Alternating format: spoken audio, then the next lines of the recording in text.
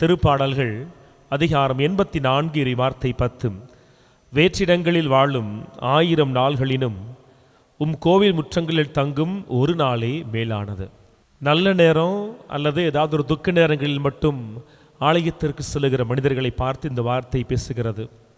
ஆண்டவருடைய கோவில் முற்றத்தில் தங்குவது அது மேலான ஒரு பாக்கியம்னு சொல். ஏதாவது ஒன்றை பெறுகிற பொழுதோ ஒன்றை இழக்கிற பொழுதோ தான் நான் ஆண்டவர் உறைந்திருக்கிற அந்த ஆலயத்திற்கு போவேன் என்கின்ற மனநிலை மிக மிக மோசமானது.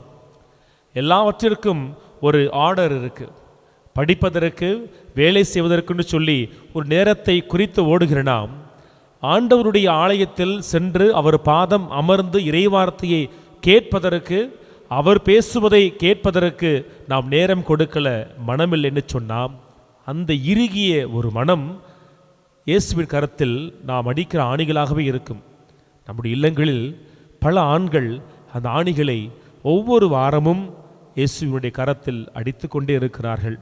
அவர்களில் பலர்தான் புனித வெள்ளி என்று இயேசுவினுடைய திரு காயங்களையும் முத்தி செய்ய வருகிறார்கள். எப்படிப்பட்ட ஒரு முரண்பாடான வாழ்க்கை பாருங்கள்.